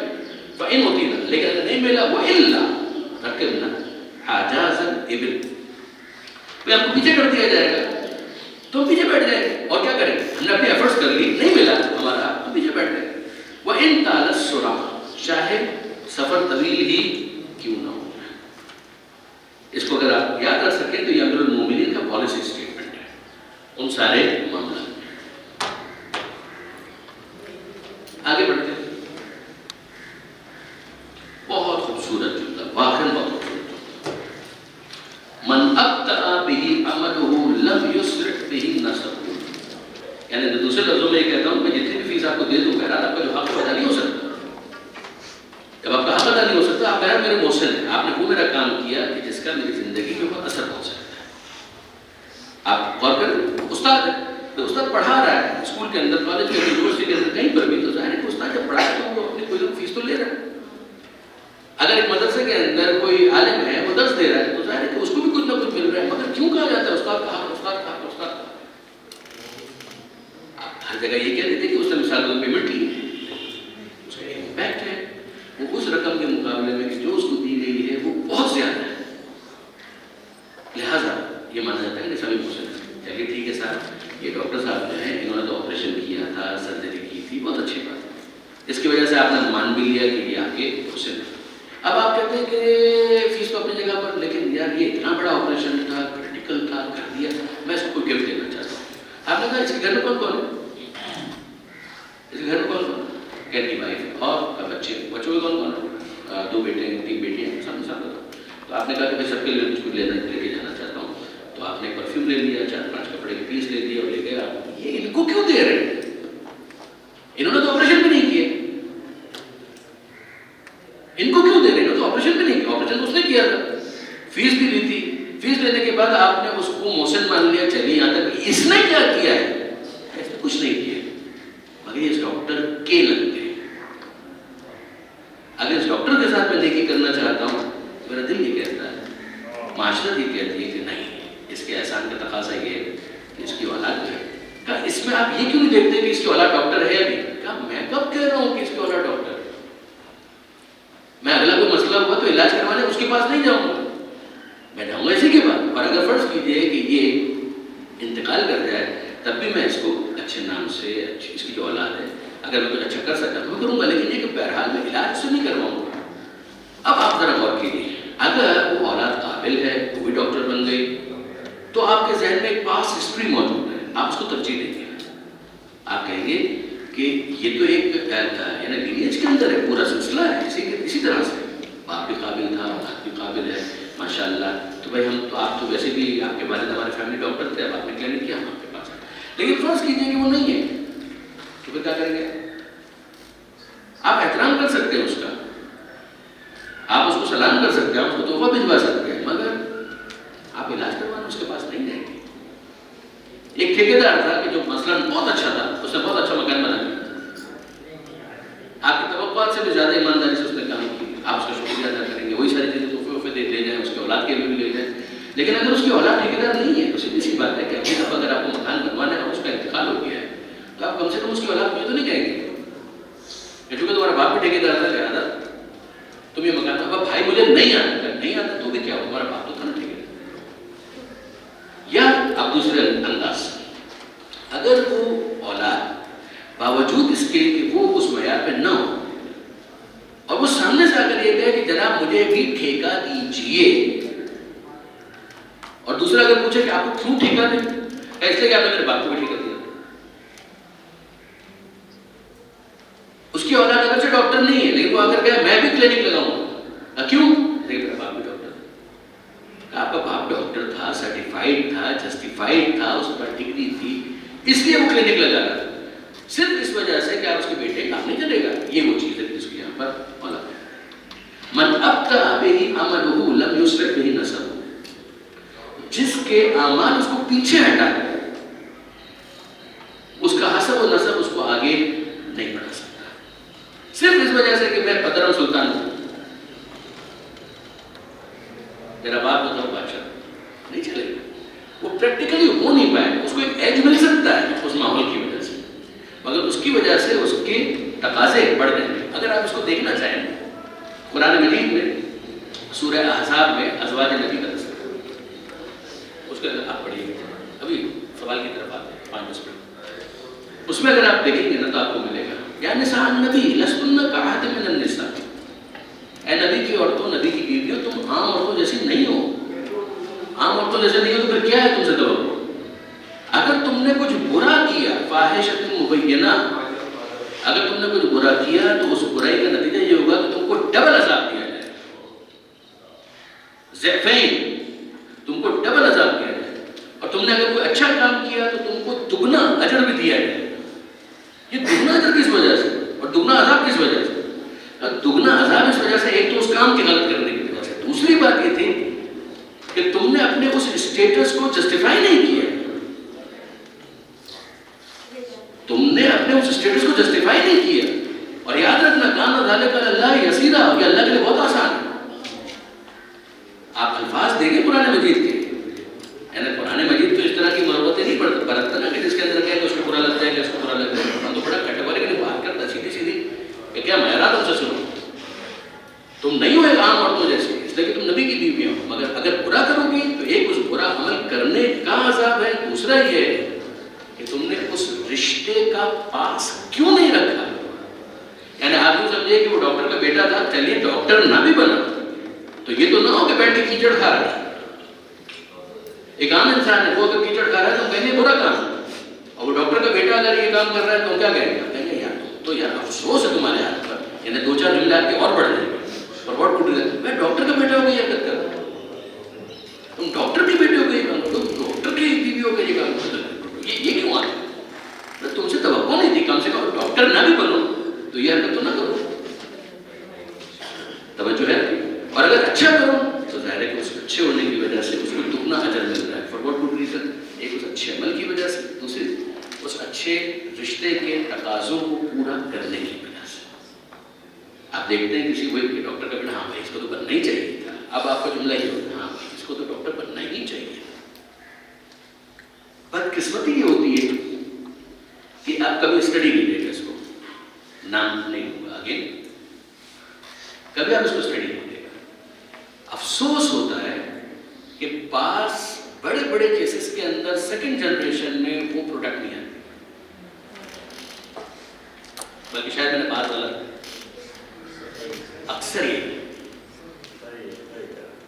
یہی ہے کہ وہ جس لیول کے اوپر اگر باپ تھا یا ماں تھی جس لیول کے اوپر, تو پھر آپ کو اولاد کے اندر بدقسمتی سے یہ, مثلا آپ مراجع میں دیکھ لیجیے, آپ کو بہت کم ملے گا کہ مرضی تھا اس کا بیٹا بھی اسی لیول کا مرضی, عالم بن جائے گا اس لیول کا مرضی میں نے کم ملے گا, بہت کم ملے گا. خطبہ میں آپ دیکھیں گے تو آپ کو کم ایگزامپل ایسے ملیں گے, وہ بہت بڑے لیول کے خطیب تھے, ان کی اولاد وہ بھی اسی لیول کی خطیب, ممکن ہے مل جائے, ہاں مجھے سے پڑھ لیتے ہیں, لیکن دیکھیے اس لیول کی اٹس ویری ریئر, آپ کو کم ملے گا. اسی طریقے سے آپ کو سائنسدانوں میں بھی یہ, نیوٹن کو آپ جانتے ہیں, نیوٹن کے بیٹے کا کیا نام, یہ نام میں نے لے لیا, لینا نہیں چاہ رہا تھا. اسی طریقے سے آپ دوسرے کئی ایگزامپلس لے سکتے ہیں. وہ اس کا بیٹا بھی ہو سکتا ہے کہ نہ ہو, جاہل نہیں ہوگا, ممکن ہے, آئی ڈونٹ نو, مجھے پتا بھی نہیں ان کے بیٹے کے بارے میں کیا تھا کیا نہیں تھا. لیکن بات کر رہا ہوں پروفیسر, بہت بڑا پروفیسر, بہت بڑا پروفیسر, اس کا بیٹا بیٹی لیول کے اوپر کم ملتا ہے.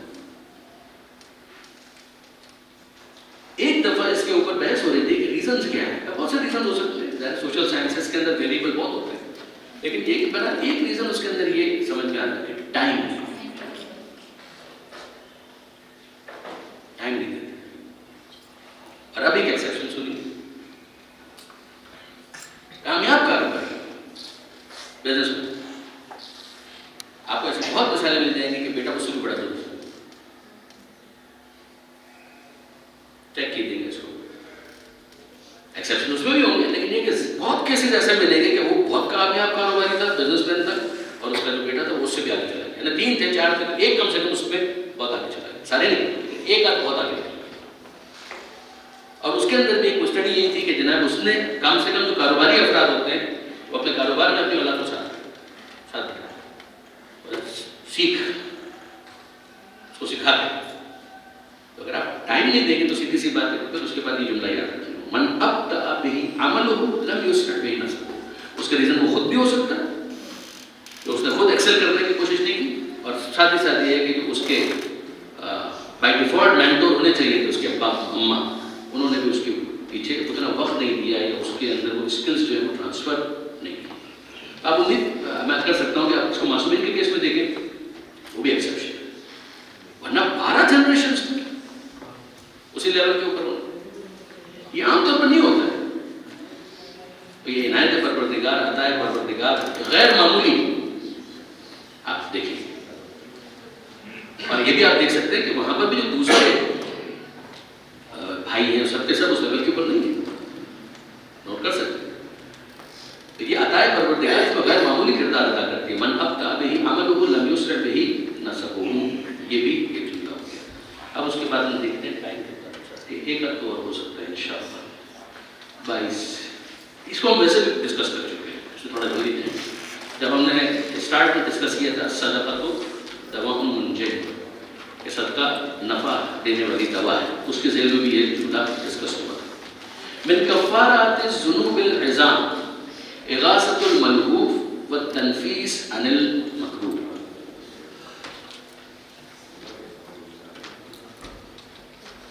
بڑے بڑے گناہوں کا کفارہ یہ ہے کیا, کسی مسترب کی داد و فریاد سننا اور مصیبت زدہ کو مصیبت سے چھٹکارا دلانا. یعنی ایک تو ہے ذنوب, ذنوب کا مطلب ہے گناہ,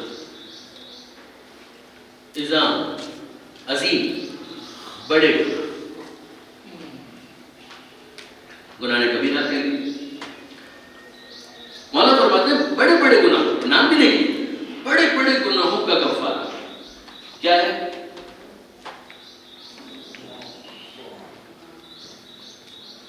اغاثۃ الملہوف. اغاثہ کس کا اغاثہ؟ الملہوف.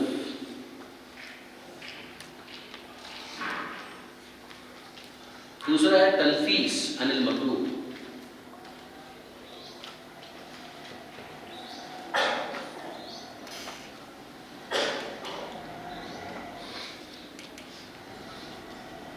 ذرا سے اس کو کھولتے ہیں. ذنوب کا تو مطلب واضح, کوئی چیز جو معصیت ہے پروردگار ہے, خدا نے کہا یوں کرو نہیں کیا, خدا نے کہا یوں کرو نہیں کیا, تو گناہ ہو گیا. گناہ کی دو قسم ہے, ایک ہے گناہ صغیرہ ہے, ایک گناہ کبیرہ. گناہ صغیرہ جس کے اوپر عذاب کا مثلاً وعدہ نہیں ہے, صرف روکا گیا ہے, لیکن دیکھیں یہ کوئی وعید نہیں ہے ساتھ میں, مثلا ایک مایا اس کا. دوسرا یہ کہ جس کے لیے وعید بھی ہے. اب انسان جو ہے اگر اس گناہ کے اوپر شرمندہ ہی نہیں ہے تو یہ کفارہ افارے کی ویسی بیکار ہے. ایک یہ کہ نہیں وہ شرمندہ ہے, کہتا ہے کہ یہ کام تو غلط ہوا ہے اور میں اس کو کسی طریقے سے کریکٹ کرنا چاہ رہا ہوں, راضی کرنا چاہ رہا ہوں. تو ایک تو یہ ہے کہ ٹریڈیشنلی کنونشنلی کوئی کفارہ خدا نے بیان کر دیا. ایک تو یہ ہے کہ توبہ تو کرنی ہی کرنی ہے, ٹھیک ہے.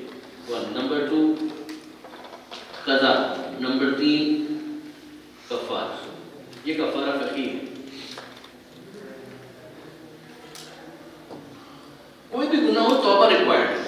توبہ کا مطلب پلٹ کر واپس آئے, دل سے اس بات کا اظہار کہ غلط ہوا, میں نے کہا یہ نہیں کروں گا. اس کو اگر ایکو بازگشت پلٹ کر واپس آ جانا. گئے تھے ساتھ مستقیم پر چل رہے تھے, گناہ کا اس کو ڈیویٹ ہوئے, رائٹ لیفٹ کچھ تو ہوا نا.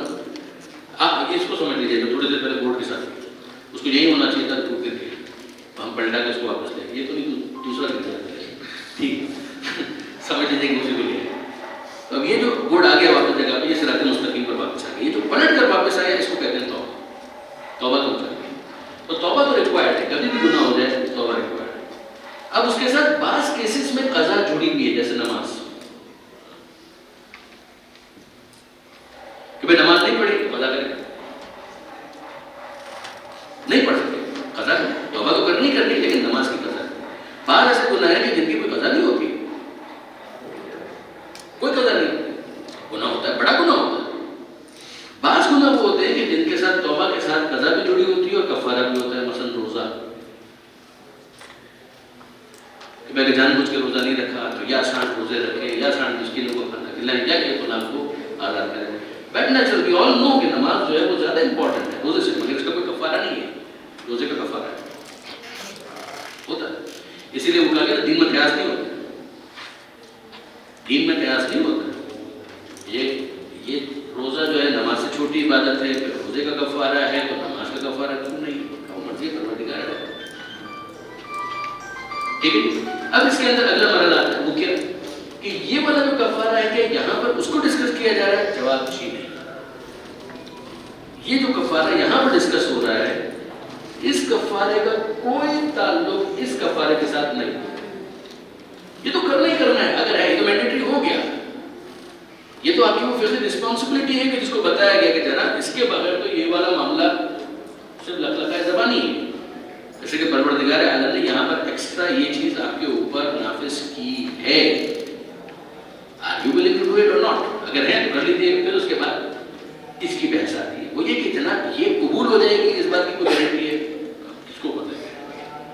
امید ہے خدا نے دلائی ہے کہ ہاں ٹھیک ہے پھر توبہ کرو گے تو خدا توبہ قبول کرتا ہے۔ اس توبہ کی قبولیت کے لیے ایک اور لفظ ہے استغفار۔ استغفار کا مطلب ہے ڈھانپ لینا۔ آپ اس کو یوں سمجھیے کہ اس وقت آپ دیکھ سکتے ہیں کلائی تک قبا موجود ہے، اور یہ جو کلائی کے آگے انگلیوں تک ایکسپوزڈ ہے، یہ چلے گی اندر، یہ ہے استغفار۔ استغفار اس کو وہ جو ایکسپوزڈ ہے اس کو کور کر لیا، اس کو جب آپ نے کور کر لیا تو اب اس کو ایک کورنگ مل گئی، ابھی پروٹیکٹڈ ہے۔ سردی بہت زیادہ ہے تو آپ نے کیا کیا؟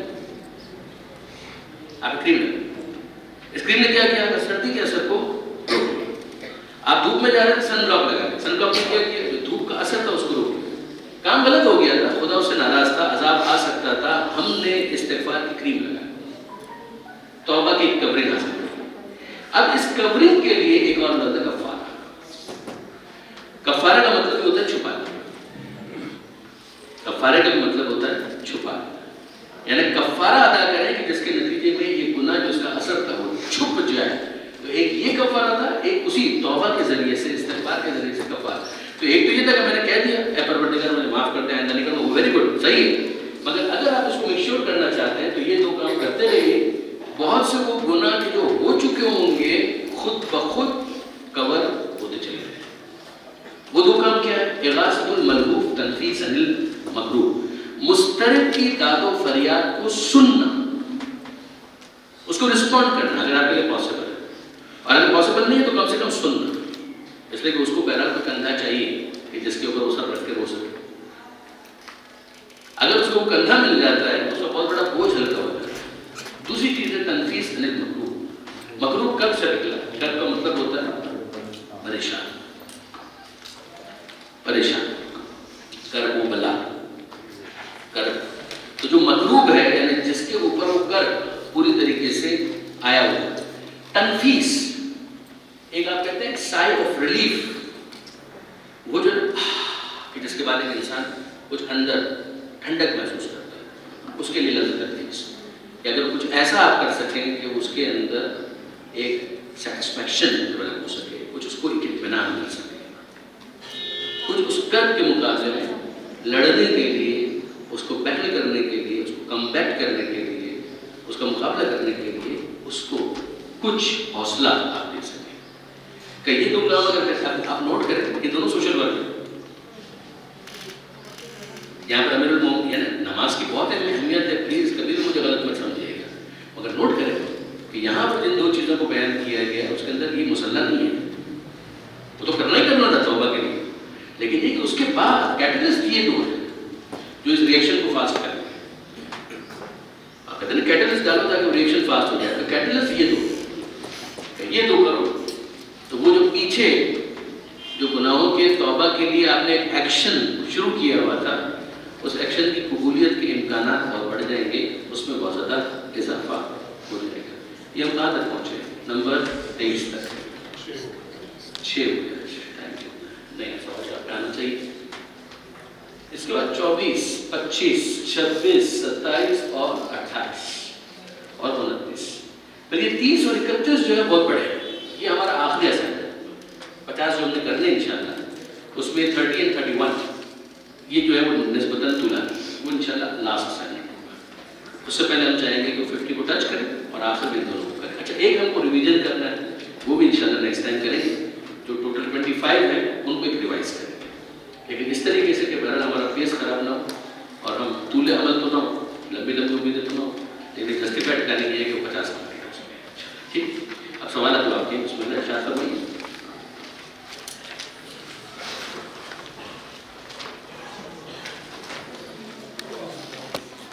اور پانی پہ گرا دیں اور درود بھیج دیجیے محمد.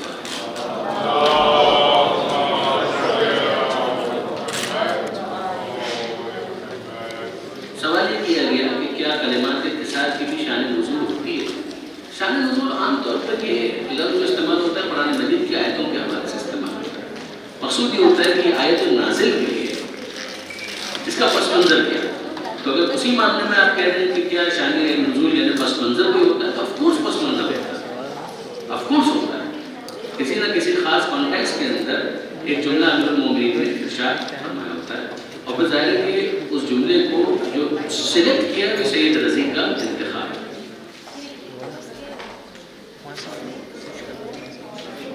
انسان کو جنت میں بھی فرصت ہوگی، وہاں کس طرح فرصت کا استعمال ہوگا. یہ طے ہے کہ انسان کو جنت میں لذت ہی لذت ہے. انسان کے لیے جنت میں لذت ہی لذت ہے. فرصت کا اگر آپ کا یہ مطلب ہے کہ اس کو وہاں پر کوئی چیز تکلیف کے عنوان سے نہیں ہوگی، ذمہ داری کے عنوان سے نہیں ہوگی.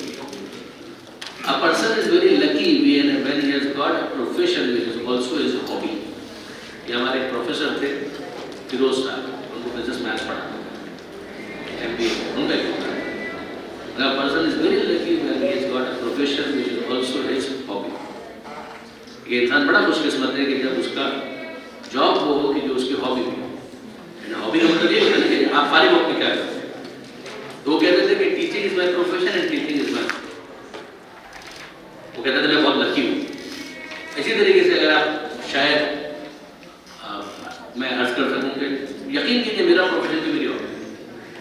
I am very lucky. اگر آپ اس کو پروفیشن کہیں تو یہی میرا پروفیشن ہے، یہی میری ہابی ہے. And I really enjoy. اسی طریقے سے جنت کے اندر جو کچھ بھی خدا ذمہ داری کے طور پر دے گا وہ انسان کے لیے صرف ذمہ داری نہیں ہے، انجوائے ہے. اگر آپ اس کو انجوائے کر رہے ہیں تو پھر اس کے اندر تکلیف کا احساس ہوتا نہیں ہے.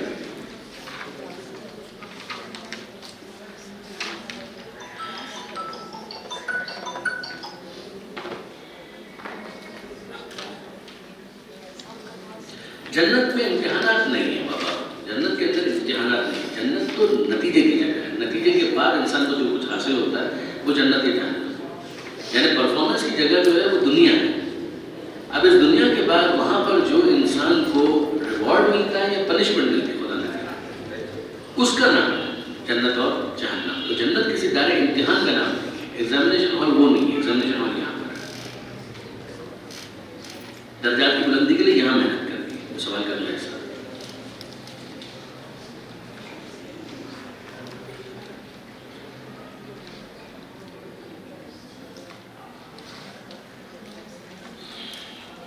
کلمہ انہوں نے سوال کیا ہے کہ آپ نے فرمایا کہ اگر ایک آدمی غلطی کرے تو اس کو ٹائم دو، مگر اگر وہ جان بوجھ کر غلطی کرے تو بھی ٹائم دے یا نکال دے. تو یہ ہم نے گزارش کی تھی کہ اگر جان بوجھ کر اگر وہ یہ کام غلط کر رہا ہے اور بار بار کر رہا ہے تو اس کا مطلب یہ ہے کہ آپ کا سلیکشن کا لگتا ہے. وہ جو آپ کا ہیومن ریسورس کا جو ڈپارٹمنٹ تھا اس نے صحیح کام نہیں کیا اگر آپ کو پڑھائی کرا ہے. ورنہ اگر آپ نے ایک میڈ غلط رکھی تھی اس کا مطلب یہ ہے کہ آپ کو اس کی اپوائنٹمنٹ کے اندر صحیح جو معیار تھا اس کے اوپر آپ نے اس کو اپوائنٹ نہیں کیا. تو یہ اس بحث سے خارج ہے. ہاں اگر فرض کیجیے کہ وہ کسی اعصابی تناؤ کا شکار ہے, بھائی وہ کہا جاتا ہے کہ ایک وقت میں ایک پوچھ سکتا ہے. یا ہم بول رہے ہیں آپ بول رہے ہیں.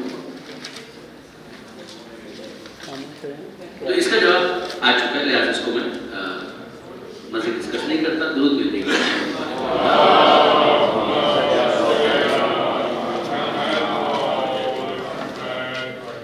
سوال انہوں نے یہ کیا کہ گناہ صغیرہ پر نماز روزہ صدقے کا کفارہ ہے.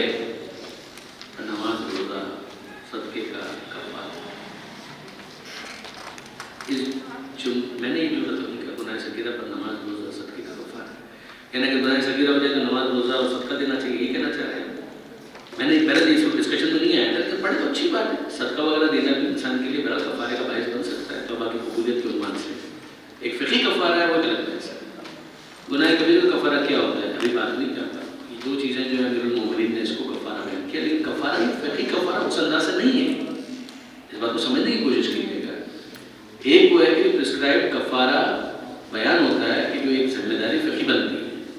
ایک یہ ہے کہ آپ توبہ کی قبولیت کے لیے جو اس کے اثرات انسان کی زندگی پر آتے ہیں اس کو مٹانے کے لیے, اس کو محو کرنے کے لیے جو مزید ایک ایفرٹ کرتے ہیں, جو اگرچہ واجب کی حد تک نہیں ہوتی ہے لیکن یہ جو بہرحال اس کا ایک اثر ظاہر ہوتا ہے. وہ وہاں پر وہ دو چیزیں بیان کی گئی, اغاثۃ المرجوع و تنفیس عن المکروہ. اور اس کی پھر کوئی حد معین نہیں ہے کیونکہ کام تو کار ثواب ہے ہی, ویسے بھی پسندیدہ ہے, اگر اس کا ایک اثر یہ بیان کیا گیا ہے. کسی کی مدد کرنے میں محرم نہ محرم کی کوئی قید تو نہیں ہے, چیز کی کوئی قید نہیں ہے. ظاہر ہے کہ اگر آپ کے رشتے دار ہیں تو ان کا حق زیادہ ہے. چیریٹی بگنز ایٹ ہوم, چراغ تلے اندھیرا نہیں ہونا چاہیے. تو اسٹارٹ وہاں سے کریں بے شک, لیکن یہ بہرحال اس کی کوئی حد نہیں ہے. اور یہ بھی نہیں کہا گیا کہ محرم ہو نہ محرم ہو, کوئی بھی ہو سکتا ہے. لیکن یہ کہ بہرحال خواتین کے کیس کے اندر یہ ہے کہ وہ اپنی عفت اور اپنے معاملات کو ذرا سا محتاط سے ڈیل کریں.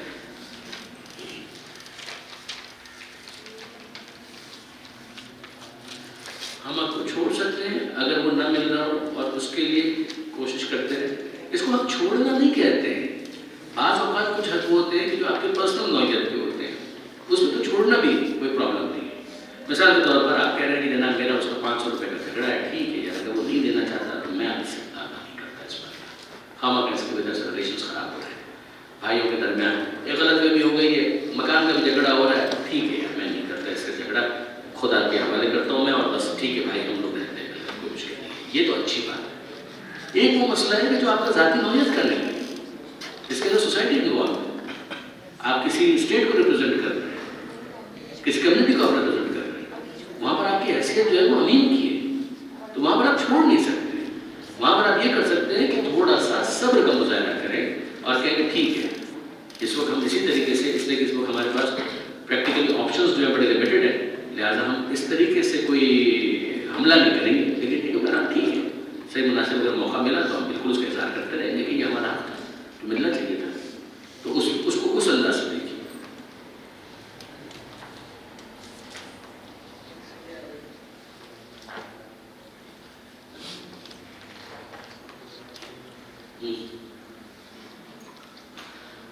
یہ سوال آداب مجلس و محفل کے حوالے سے ہے. اس وقت ہماری جو گفتگو ہو رہی ہے اس کے ساتھ یہ مربوط نہیں ہے. مثلا میں پڑھ دیتا ہوں کہ تیسری کا چاند دیکھنا کیسا ہے. لوگ منع کرتے ہیں, شرعی حیثیت کیا ہے, مجلس کے دوران اگر اذان ہو جائے تو کیا مرثیہ نوحہ روک دینا چاہیے وغیرہ وغیرہ. تو یہ ہم تھوڑا سا ورنہ بالکل طریقے سے اوپن سیشن ہو جائے گا, اس لیے میں مناسب سمجھتا ہوں اس کو اس وقت اگنور کروں. اور مثال میں نے اسی کی عرض کر دی کہ دیکھیں اس طرح کے جو سوالات ہیں ان کو ہم انٹرٹین نہیں کر پائیں گے, ورنہ تو پھر یہاں پہ تو کوئی اس کا ایڈ ہی نہیں ہے نا. من ابتدأ به عمله لم يسرع به نسبه. نسب برا سوال جو نے کیا ہے ان کا سوال یہی تھا کہ اس میں حسب کا لفظ نہیں ہے. صحیح بات ہے, اس لیے کہ حسب کا لفظ نہیں ہے اس کے اندر, اس میں بھی نہیں ہے, عربی میں بھی نہیں ہے. اور ترجمے کا مجھے نہیں معلوم ترجمہ, ہاں ترجمے میں حسب و نسب دونوں لکھا ہوا ہے. نسب اصل چیز تو یہاں پر نسب کی بات ہو رہی ہے کہ اس کا نسب ہے, وہ کسی نسل سے اگر اس کی پرفارمنس نہیں ہے تو سیدھی سی بات ہے کہ آپ اس کی طرف طرف رجوع نہیں کر پائیں گے، مشکل ہو جائے گا کہ صرف اس بنیاد کے اوپر کہ اس کے والد یہ تھے والدہ یہ تھی، آپ اس کی رسپیکٹ تو شاید کر پائیں گے.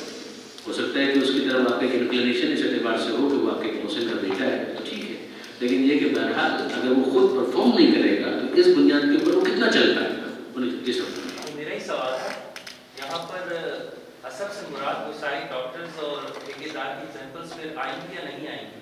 کیونکہ نسب میں تو وہ سید ہونا یا اس کا کسی خاندان سے تعلق ہونا، ام المؤمنین والی ایگزامپلس تو آ سکتی ہیں، لیکن اس کو اس ڈومین کے اندر وہ آ نہیں رہی. حدیث کی جو عربک ہے، نسب سے آپ کیا سمجھ رہے ہیں؟ نسب سے مراد خاندان ہے.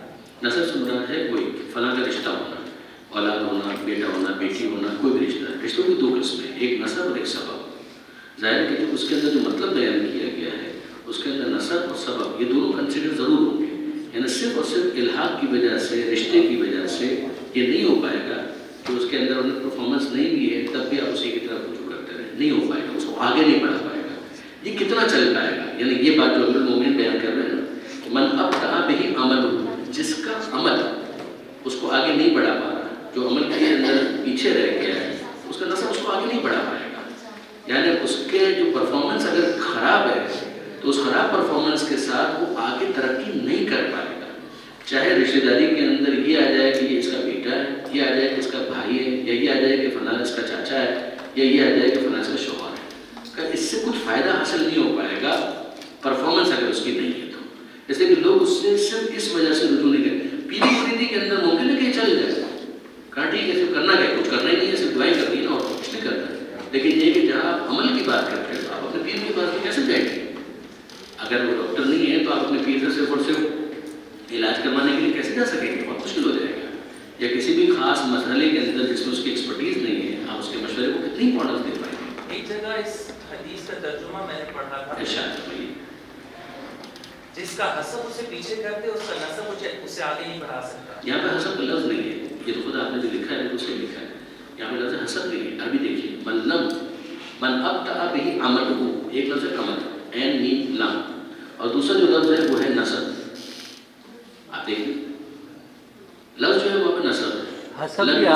اس کو بھی اگر آپ دیکھیں گے سو تک سے نکلا ہے. مزید غور کر لیجیے گا اس کے اندر، ایک رائے تو آپ کے پاس آ گئی نا، آپ اسی رائے کے بارے میں بھی اختیار رکھتے ہیں، لیکن یہ کہ بہرحال جو لفظ وہاں پر استعمال ہوا ہے وہ وہی ہے. ایک عمل کا لفظ ہے اور ایک نسب کا لفظ ہے.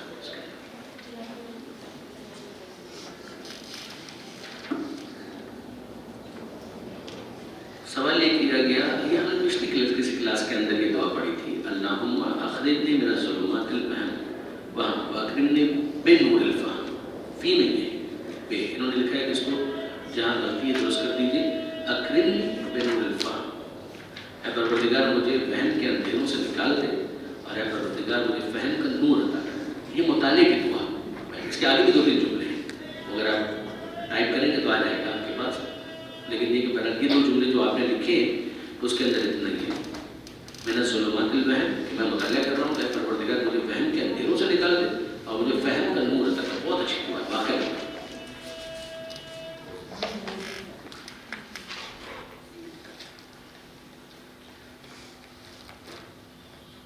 عمر کا بڑا حصہ کوتاہی، کاہلی اور سستی میں گزر گیا. کیا اس گزرے ہوئے وقت کی تلافی ہو سکتی ہے جو عمر خدا نے باقی رکھی ہے؟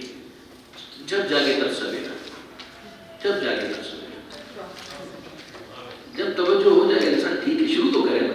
یعنی فرض کیجیے کہ مجھے 5 کروڑ مل سکتے تھے، نہیں ملے.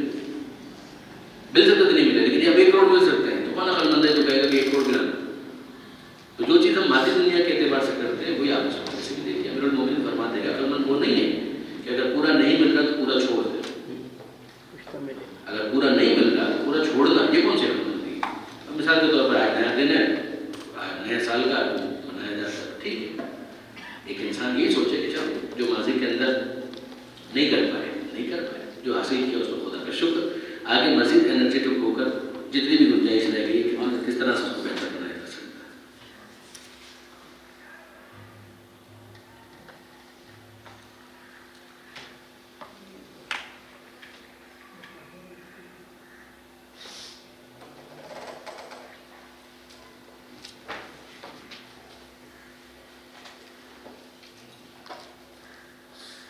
میری کوتاہی ہے، میں اس سوال کو نہیں سمجھ پا رہا. جو فیز 21 کے حوالے سے لکھا ہے پڑھ دیتا ہوں، لیکن میں واقعی نہیں سمجھ پا رہا. اگر دن کا ہے وہ سمجھا دیں تو میں کچھ شاید اس پہ تبصرہ کر سکوں. اگر شیطان ہماری جسٹیفیکیشن کے بیچ میں اپنا ورڈ پلس ان پلان کر دے and we step wrong on this phase a phrase of wrong word how is set up back سفر طویل نہیں کچھ سمجھ نہیں ہے. میں نہیں سمجھ پایا اس کو. اگر کسی کا ہے جن کا ہے وہ سمجھا رہے تو میں کوئی تبصرہ کر سکوں. میں نہیں سمجھ پایا.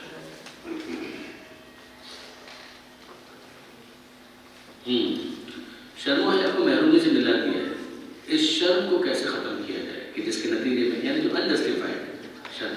مثال کے طور پر ایک بہت زبردست وہ لکھا تھا کسی نے، مفتی صاحب نے اس پر اپڈیٹ کیا، بہت اچھا تھا. ایک کوئی بزرگ تھے، بوڑھا ایک شخص تھا، اور وہ مثلا کلاس روم کے اندر گئے تو کسی نے اس سے یہ کہا کہ جناب آپ کو شرم نہیں آتی، بوڑھے ہو کر آپ سیکھنے کے لیے آئے. تو اس نے جملہ یہ کہا کہ بوڑھا ہو کر آج تک جاہل کا شرم نہیں آئی تو سیکھنے پر تو شرم آئے گی. کتنا پیار ہے. اگر آپ آنسٹلی دیکھیں تو کتنا زبردست جملہ ہے کہ میں بوڑھا تھا اور جاہل تھا، تو جاہل رہنے پر جب مجھے شرم نہیں آئی تو بوڑھا ہوتے ہوئے سیکھنے پر مجھے کیوں شرم آنی چاہیے. یہ وہ چیزیں ہوتی ہیں کہ جس کو انسان جب اپنے دماغ کے اندر دل کے اندر سوچتا ہے تو اس کو ایک اعتماد ہوتا ہے، اور اس اعتماد کے بعد وہ اس بیجا شرم و حیا جو ہے اس کو سیٹ اسائڈ کرتا ہے. میں فرض کیجیے یقین کریں گے، شاید آپ لوگ یقین نہیں آئے گا، میرا بیٹا اس وقت فارسی پڑھنے کے لیے ایران گیا ہوا. مجھے فارسی آتی ہے، گزارا ہے. میں ایران کبھی نہیں گیا، یعنی ایران سے بڑا زیادہ تو مجھے بہت گیا. میں ایران کبھی بھی پڑھنے کے لیے نہیں گیا. میں اس کو کوئی یعنی اپنے فضیلت کے طور پر نہیں بیان کر رہا ہوں. میں شرف سے محروم نہ میں نجف گیا نہ میں قم گیا. زیادہ تو کوئی گیا لیکن میرا پڑھنے کے لیے نہیں گیا. میں تھوڑے ایشوز بھی تھے، نہیں کر پایا. اس وقت میرا بیٹا جو ہے وہ تقریباً 4-5 مہینے سے وہ ایران فارسی کے کورس کے لیے گیا ہوا ہے. تو ہم ان کے ساتھ کل بھی فارسی میں بات کر رہے تھے، کوشش کر رہے تھے فون کے اوپر. تو میں نے ان سے کہا تھا کہ بیٹا تمہارے سے بات کرنے سے میں خود محسوس کرتا ہوں کہ مجھے کچھ بہتر فارسی ہوتی جا رہی ہے. میں نے ان سے کہا تھا کہ آپ آنا تو کتاب لیتے آنا، ہمیں اپنا مباحثہ کریں گے. کتنا اچھا ہوگا تم گھر میں ہوں گے تو ہم بیٹھ کے اچھا مباحثہ کریں گے. I will learn from you. What's wrong کریں اس میں کیا پرابلم ہے؟ آپ نے انصاف سے بتایا تو مسئلہ کیا ہے کہ اگر اس کو ایک چیز آتی ہے تو میں کہوں گی میرا بیٹا یہ مجھے کیسے سکھا سکتا ہے؟ کیوں نہیں سکھا سکتا؟ اگر اس کو ایک چیز آتی ہے وہ سکھا سکتا ہے. پرابلم کیا ہے؟ تھوڑا اگر انسان اپنا دل بڑا کر لے تو بہت کچھ اس کے لیے آسان ہو جاتا ہے.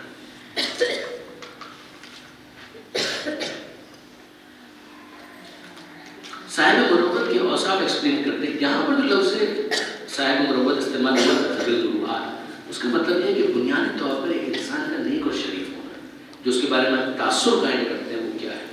آپ تاثر اس کے بارے میں قائم نہیں کرتے کہ نہیں اس کا بات کرنے کا انداز دیکھو، اس کا ڈیل کرنے کا انداز دیکھو، سچا انسان ہے، امانت دار انسان ہے، بھروسے کے لائق انسان ہے. یہ وہ چیز ہے کہ جس کو بطور مجموعی ایک نیک اور شریف انسان کے طور پر جس کو کہا جائے گا اس کو کہا جائے گا صاحب.